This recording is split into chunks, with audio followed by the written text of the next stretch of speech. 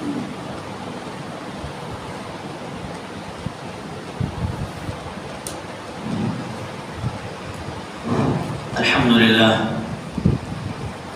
لله وكفى وسلام على عباده الذين اصطفى أما بعد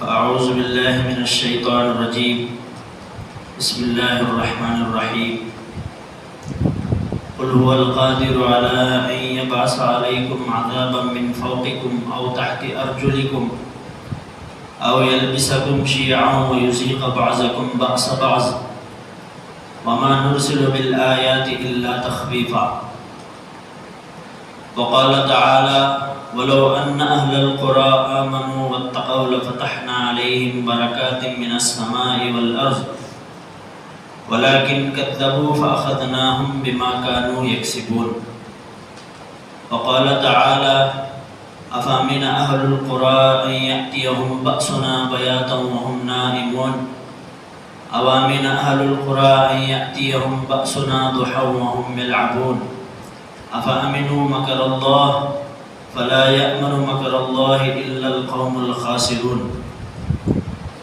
صدق الله العظيم اللهم صل على سيدنا محمد وعلى آل سيدنا محمد وبارك وسلم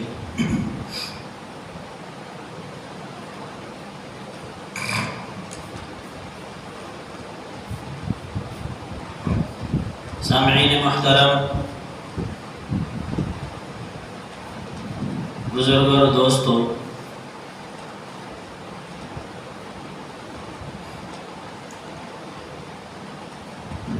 ابھی حال ہی میں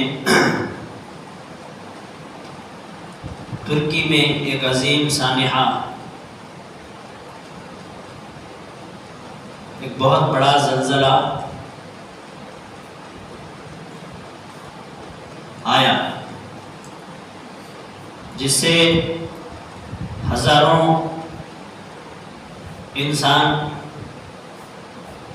ہنستے کھیلتے بے گھر ہو گئے اور ہزاروں لوگ اپنی جان گنوا دی اور بستیوں کی بستیاں اجڑ گئی، بڑے بڑے پہاڑ جیسے بلڈنگیں زمین بوس ہو گئے۔ انسانوں کی یہ فطرت ہے کہ جب کوئی مصیبت آتی ہے تو اس سے عبرت حاصل کرنے کے بجائے اسے ایک تبصرے کا اور تذکرے کا ایک ماحول بنا دیتے ہیں۔ تو اسی کے متعلق آج بات کی جائے گی۔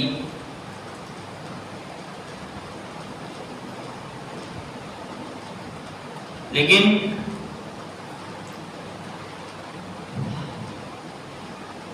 آپ سے گزارش ہے کہ ان باتوں کو بغور سماعت فرمائیں اور اپنے دوست و احباب کو بھی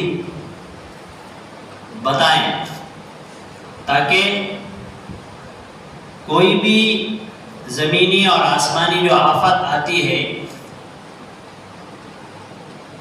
تو ایسے موقع پر شریعت نے، قرآن و حدیث نے، جناب رسول اللہ صلی اللہ علیہ وسلم نے ہمیں ایسے موقع پر کیا ہدایت دیے۔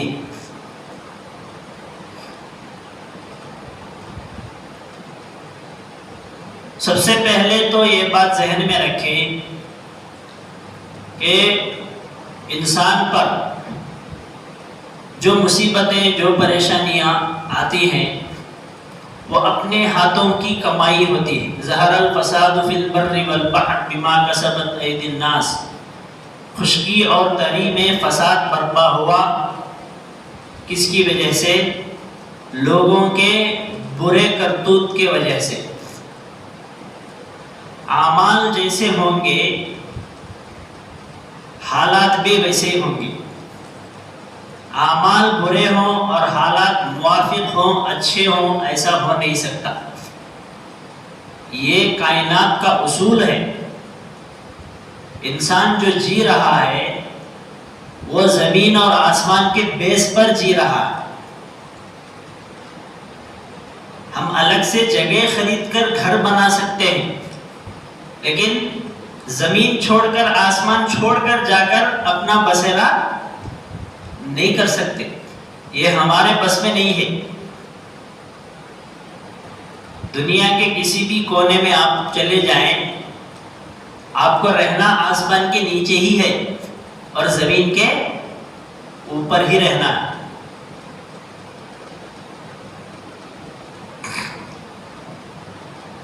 اور یہ جو زلزلہ آیا ہے اس کی تاریخ بھی ہے. اس سے پہلے بھی بہت سارے زلزلے آئے دنیا میں.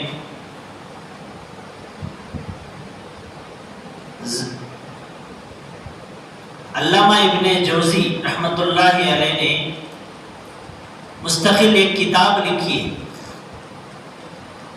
زلزلوں کے متعلق، اور ان پورے حادثات کو انہوں نے ایک کتاب میں قلم بند کیا ہے.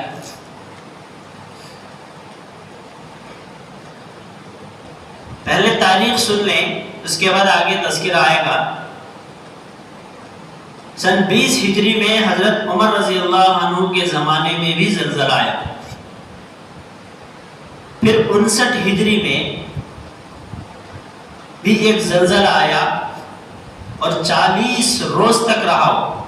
کتنے دن تک؟ 40 روز تک. اب اندازہ لگائیں، ایک دن 2 دن میں ہی اگر زلزلہ آئے، سیکنڈوں میں آتا ہے. ایک سیکنڈ کا زلزلہ ادھر کی دنیا ادھر کر دیتا ہے. اب یہ زلزلہ 40 دن تک رہا تو آپ اندازہ لگا سکتے ہیں کہ کتنی تباہی مچایا ہوگا. انطاکیہ ایک شہر تھا جو بالکل کیا ہے زمین بوس ہو گیا، جس کا نام و نشان ہی مٹ گیا. پھر 223 ہجری میں غرناطہ شہر میں کے اندر زلزلہ آیا. یہ پورا کا پورا شہر تہس نہس ہو گیا. ایسا لگتا تھا گویا یہاں شہر کبھی بنا اور بسا ہی نہیں. پھر اس کے بعد 241 ہجری میں وام خان نامی ایک شہر میں زلزلہ آیا جس میں تقریباً 25,000 لوگ فوت ہوئے. پھر اس کے بعد آگے چل کر 1917 عیسوی میں ہمارے اس ملک میں زلزلہ آیا جس میں 3 لاکھ آدمی مرے. کہتے 3 لاکھ مرے. پھر 1920 عیسوی میں چائنا میں آیا زلزلہ جس میں 1 لاکھ آدمی مرے. پھر اس کے بعد 1923 میں جاپان میں زلزلہ آیا جس میں 2 لاکھ آدمی مرے. اور 1937 یعنی 30/7 عیسوی میں کوئٹہ شہر میں زلزلہ آیا، 35,000 آدمی اس میں فوت ہوئے. اب یہ تھی زلزلے کی تاریخ. اور یہ زلزلے آتے کیوں ہیں، اس کی کیا کیا وجوہات ہیں، اسے سمجھنے کی کوشش کرتے ہیں. زلزلہ آنے کے 2 وجوہات ہیں. کہتے ہیں 2 وجوہات ہیں. ایک طبعی ہے، دوسرا شرعی وجوہات. طبعی وجوہات بھی ہیں اور شرعی وجوہات بھی ہیں. طبعی وجوہات کیا ہے؟ اللہ تبارک و تعالیٰ اس کائنات کو جو بنایا ہے وہ اسباب کے تحت میں بنایا ہے. کیا ہے؟ اسباب کے تحت بنایا ہے. جو بھی زمینی اور آسمانی آفات آتی ہے وہ طبعی اسباب کے تحت ہی آتے ہیں. اور سائنس جو ہے ان کو وضاحت سے بیان بھی کرتا ہے، یعنی اس کا ایکسپلین کرتا ہے سائنسدان اپنی ریاضتی مساواتوں اور فارمولوں کو لاگو کر کے یہ بتا سکتے ہیں کہ طوفانی لہروں کی ممکنہ سپیڈ کتنی ہوگی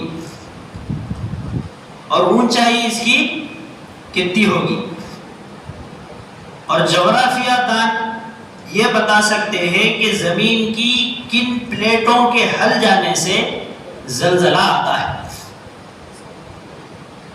مثلا سائنس جو ہے زلزلے کی جو وجہ بیان کرتی ہے وہ یہ ہے کہ جب سے زمین بنی ہے اس کے مرکز کے اندر، یعنی اس کے بیچوں بیچ میں، زمین کے اندرونی حصے میں بیچوں بیچ میں آگ موجود ہے، یعنی گرماہٹ موجود ہے، اور زمین کے جتنے گہرائی میں ہم جاتے جائیں گے زمین اتنی گرم نظر آئے، گرم معلوم ہوگی۔ اور اس پر بھی ایکسپیریمنٹ کرنے والوں نے کیا ہے کہ زمین کے اندر کیمرے کو بھیجا گیا، جب وہ حد سے زیادہ نیچے چلا گیا تو وہ کیمرہ ہی کیا ہو گیا، جھلس گیا، جل گیا۔ اسی کو اللہ تبارک و تعالی اسی کی طرف ارشاد فرمایا ہے، قرآن میں اشارہ کیا ہے کہ جہنم جو ہے زمین کے نیچے بنائی گئی ہے، تو جو جتنی زیادہ ہم نیچے چلے جائیں گے اتنی زیادہ گرمی محسوس ہوگی۔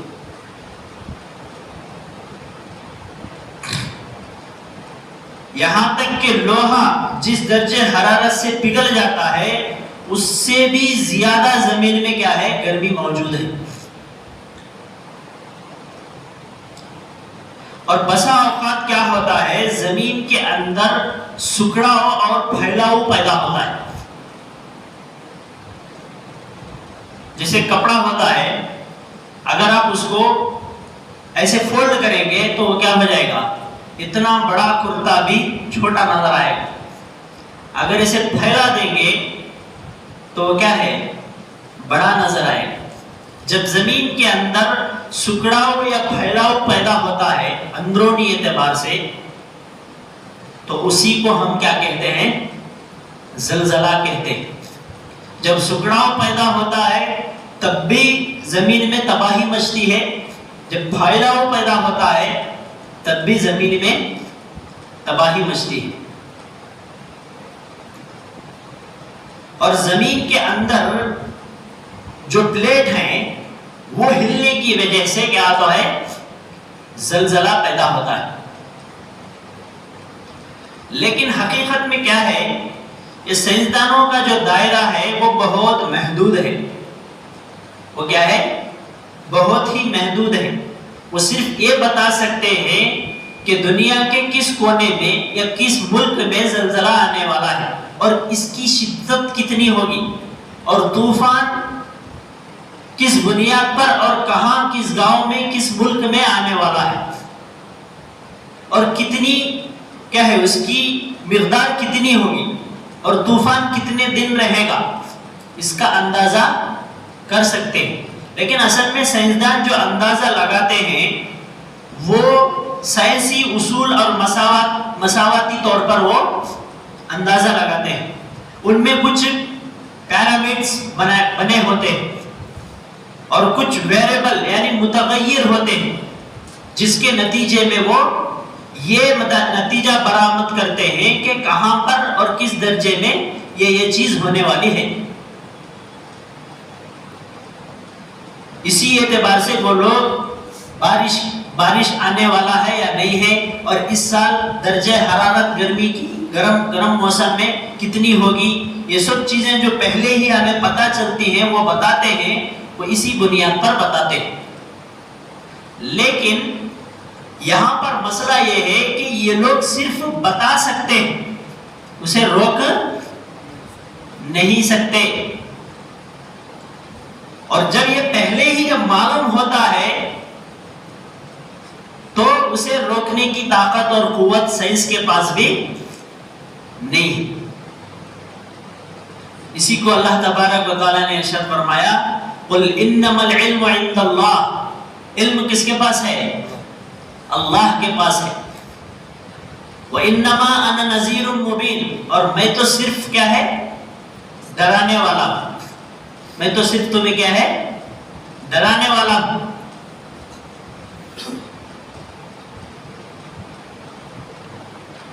اور شرعی اسباب زلزلے کے کیا ہیں؟ طبعی اسباب اللہ کے حکم کے تحت ہوتے ہیں. جیسے کہ ابھی طبعی اسباب میں آپ کو بتایا، یہ بھی اللہ کے حکم کے تابع ہوتے ہیں. جب اللہ تبارک و تعالی بندوں سے خوش ہوتے ہیں تو اسباب بندے کے موافق ہو جاتے ہیں. جب اللہ تبارک و تعالی بندوں سے ناراض ہوتے ہیں تو اسباب کو بندوں کے مخالف سمت میں کر دیتے ہیں، جس کی وجہ سے انسان مصیبتوں میں، پریشانیوں میں، حادثات میں کیا ہے؟ گر جاتے ہیں. حضرت عمر رضی اللہ تعالیٰ عنہ کے دور خلافت میں بھی زلزلہ آیا تھا. زمین میں جب حرکت محسوس ہوئی تو حضرت عمر رضی اللہ تعالیٰ عنہ نے زمین کو زور سے ایڑی ماری. ایسے ایڑی مار کے ارشاد فرمایا کہ میں نے تیرے اوپر کیا انصاف کو قائم نہیں کیا ہے؟ تو کیوں ہل رہی ہے؟ تو فوراً وہ جھٹکا، وہ جو حرکت کی جو شکل پیدا ہوئی تھی وہ کیا ہو گئی؟ رک گئی. تو اس واقعے سے یہ پتہ چلتا ہے کہ حالات کتنے بھی برے کیوں نہ ہوں، لیکن جب ان میں نیک لوگ موجود ہوں گے تو اسے روکا جا سکتا ہے. اللہ تبارک و تعالیٰ اسے روک دیتے ہیں. اس سے بڑھ کر حضرت میرے اور آپ کے آقا جناب محمد رسول اللہ صلی اللہ علیہ وسلم ہی کے زمانے میں احد کے پہاڑ پر اللہ کے نبی اور حضرت عمر اور حضرت عثمان، یہ تین حضرات احد کے پہاڑ پر تھے، جس کے بارے میں اللہ کے نبی صلی اللہ علیہ وسلم نے فرمایا کہ ہم اس سے محبت کرتے ہیں، وہ ہم سے محبت کرتا ہے. اس کی تعریف کی تھی آپ نے. جیسے ہی پہاڑ پر چڑھے تو اس میں حرکت شروع ہوئی. اللہ کے نبی صلی اللہ علیہ وسلم نے فرمایا کہ اے وحد تو کیوں ہلتا ہے جبکہ تیرے پیٹھ پر ایک نبی، ایک صدیق اور 2 شہداء سوار ہیں. حضرت اللہ کے نبی، حضرت عمر، حضرت عثمان اور حضرت علی. تو 2 شہداء، ایک صدیق کیا ہے؟ تجھ پر ایک نبی سوار ہے. جیسے ہی آپ یہ فرمائے تو وہ کیا ہے؟ حرکت بند ہو گئی. تو ان واقعات سے ہمیں یہ پتہ چلتا ہے کہ حالات جو ہیں، اسباب جو ہیں، وہ نیک بندوں کے موافق ہوتے ہیں. اگر حالات کو موافق بنانا ہے تو ہمیں کیا بننا پڑے گا؟ نیک بننا پڑے گا. اللہ کے رسول صلی اللہ علیہ وسلم کے مطیع و فرما بردار بننا پڑے گا. اس کے بغیر ہم حالات کو موافق نہیں کر سکتے. دنیا اتنی سائنس ترقی کرنے کے باوجود بھی چاند پر لوگ جا کر زمین خرید رہے ہیں اور چاند پر جا کر زندگی گزارنے کی کیا ہے؟ طریقے ڈھونڈ رہے ہیں. لوگ ریسرچ کر رہے ہیں کہ وہاں پر جا کر انسانوں کی بستی کیسے آباد کی جائے. اتنی دنیا ترقی کر گئی، لیکن ایسے حادثات کو بچانے میں آج بھی دنیا کیا ہے؟ ناکام ہے. امریکہ میں ایک شہر میں جب زلزلہ آیا، اتنا سپر پاور ہونے کے باوجود بھی وہ کیا ہے؟ پوری دنیا سے بھیک مانگا. جب زلزلہ آیا تھا کیلیفورنیا، اس میں زلزلہ آیا تھا، بہت خطرناک زلزلہ تھا. تو کیا ہے؟ اللہ کی قدرت کے آگے انسان کی بس نہیں چلتی. اللہ کی قدرت ہے.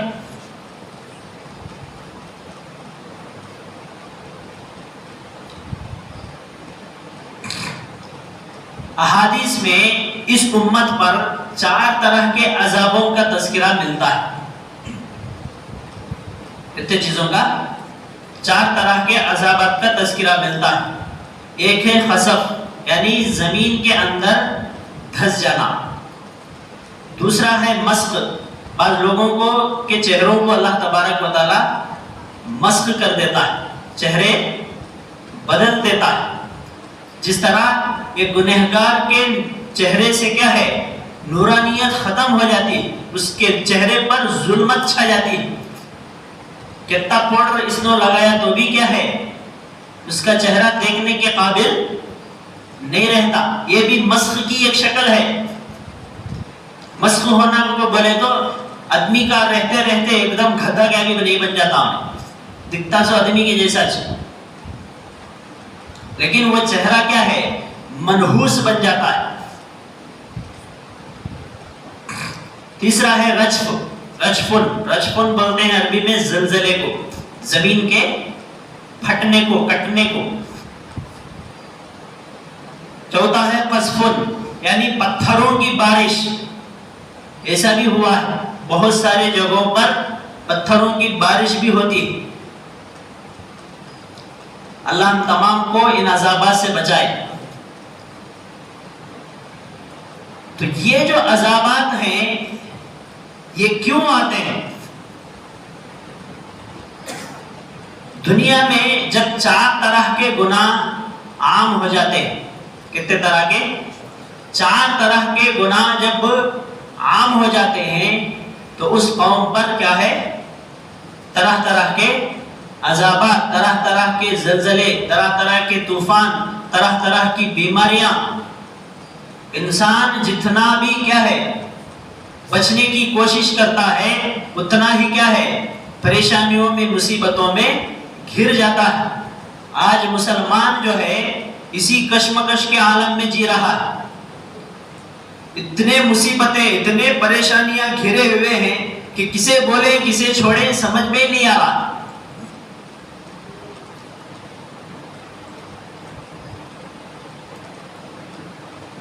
تو 4 طرح کے گناہ ہیں، جب یہ عام ہو جائے تو کیا ہے، یہ مصیبتیں آسمانی زمینی آتی ہیں. جب مصیبت آ جاتی ہے تب وہ یہ نہیں دیکھتی کہ کون نمازی ہے کہ کون بے نمازی ہے، کون داڑھی والا ہے کہ کون داڑھی منڈا ہے، کون ٹوپی والا ہے اور کون جبے والا ہے. سب کو لے کر کیا ہے ختم ہو جاتی. وَلِلْأَكْثَرِ حُكْمُ الْكُلِّ، اکثر اگر اچھے ہوں تو حکم بھی اکثر کا لگائیں گے، اچھے کا لگائیں گے. اکثر اگر برے ہوں تو حکم بھی برائی ہی کا لگے گا. 100 میں سے 10 آدمی اگر نیک ہوں تو اس معاشرے کو نیک معاشرہ نہیں کہیں گے. 100 میں سے 10 اگر برے ہیں، 90 اچھے ہیں تو اس معاشرے کو اچھا کہیں گے. تو اب ہم خود اندازہ لگا لیں کہ ہم کس معاشرے میں زندگی گزار رہے ہیں، ہمارے اخلاق و عادات کیسے ہیں. سب سے پہلا ہے موسیقی، جو آج کے نوجوانوں کا کیا ہے، دن رات کا مشغلہ ہے. اسے سنے بغیر نہ اسے نیند آتی ہے، نہ اسے کھانا وہ ہضم کر پاتا ہے. گانا سنے بغیر، میوزک سنے بغیر اس کی زندگی نہیں گزرتی. سفرش نہیں کرتا حضرت، گانے نہیں سنے تو، گانے ڈالنے کو جانا سنانے، نہیں تو ہمارا سفر نہیں کٹتا. اگر اسی سفر میں زلزلہ آیا، چلے گا اندر تو سنتے سنتے کیا ہے بری موت مرے گا.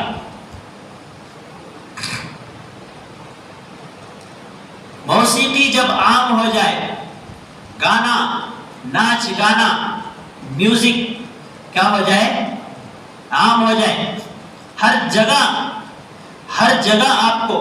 پہلے تو صرف ٹی وی آن کرے تو گانے آتے تھے، اب تو ہاتھ میں گانے ہیں، ہے نہیں ہے. چلتے پھرتے، شادی بیاہ میں بھی شادی کا رسم حالانکہ ایسا رسم ہے جس سے کیا ہے برکت کی توقع کی جاتی ہے. میاں بیوی زندگی بھر کیا ہے جب تک زندہ رہیں محبت سے رہیں، آپسی تعلقات اچھے رہیں، ہے نہیں ہے، اسی وجہ سے شادی کرتے ہیں. لیکن ایسے ماحول میں بھی کیا ہے وہاں بھی گانے، وہاں بھی ناچ.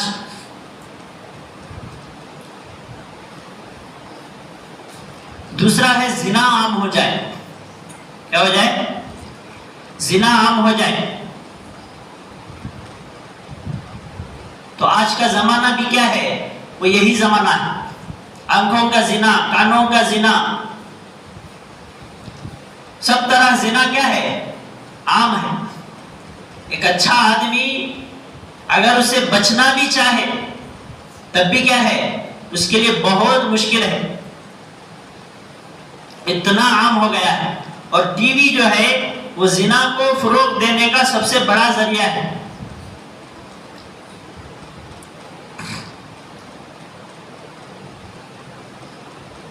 چھوٹے چھوٹے بچے بھی کیا ہے موبائل کی وجہ سے وقت سے پہلے بالغ ہو جا رہے ہیں.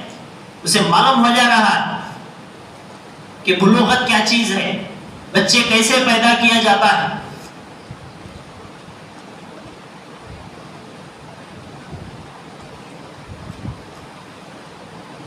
اور موبائل کا جو اسکرین ہے وہ ہمارا قبلہ بن گیا ہے. کیا بن گیا ہے؟ وہ ہمارا قبلہ بن گیا ہے. پہلے کے لوگ ٹائم پاس کرنے کے لیے کتابیں پڑھتے تھے، اخبارات پڑھتے تھے، ہے نہیں ہے. لیکن آج اسی ٹائم پاس کے نام پر 24 گھنٹے اسی میں لگے رہتے فون میں. تو گویا ہمارا قبلہ کیا ہے کعبۃ اللہ نہیں ہے. کعبۃ اللہ کی طرف ہمیں نماز کتنے دیر پڑتی بھائی؟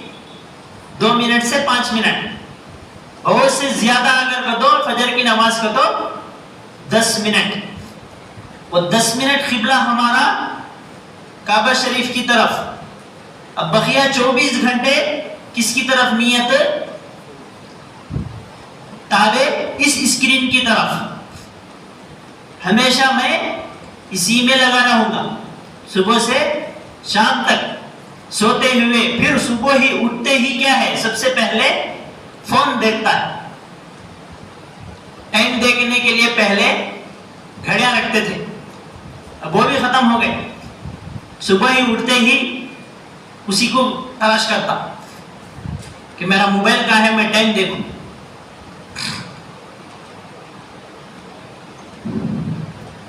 تو کیا ہے موسیقی عام ہو جائے، زنا عام ہو جائے، اور اسی طرح شراب عام ہو جائے اور سود عام ہو جائے.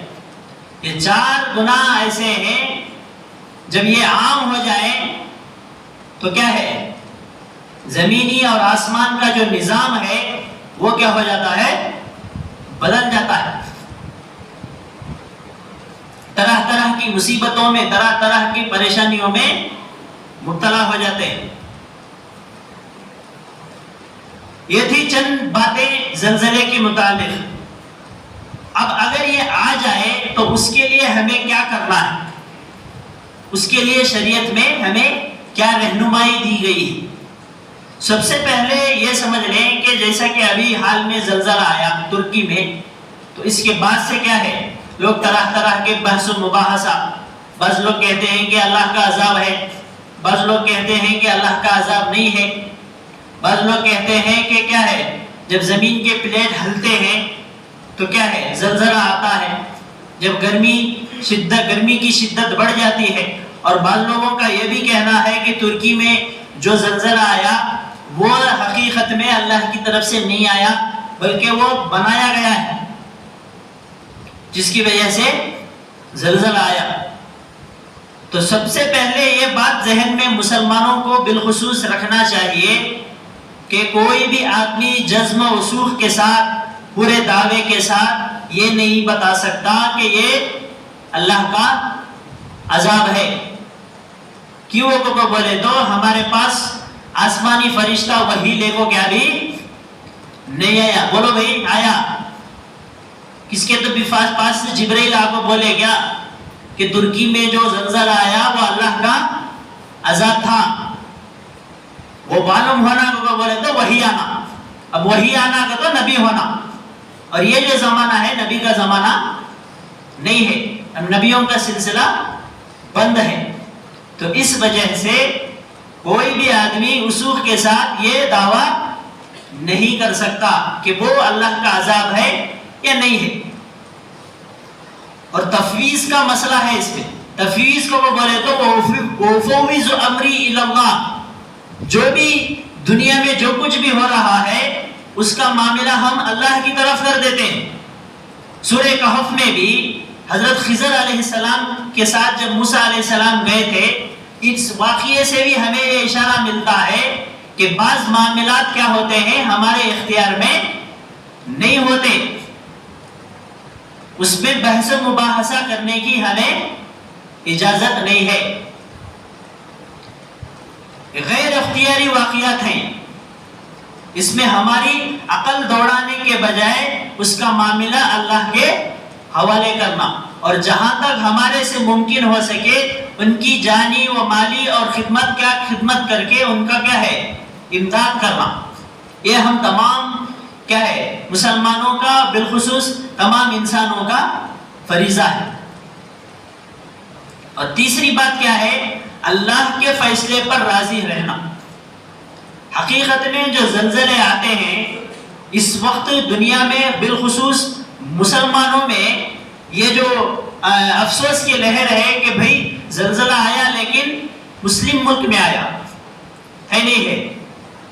حقیقت میں کیا ہے, اللہ تبارک و تعالی جب ایسے مسلم علاقوں میں جب ایسے حادثات آتے ہیں تو اس میں کیا حکمت ہے جو ہماری سمجھ میں آنے والی ہے.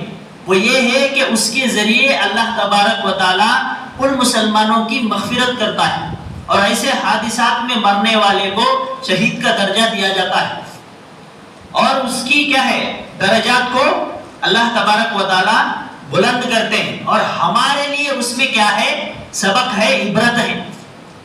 ہم وہ مصیبت کا شکار ہونے سے پہلے ہم اپنے ایمان کو, اپنے اعمال کو کیا ہے درست کریں. ہماری یہ جو زندگی ہے اس زندگی کو بدلیں.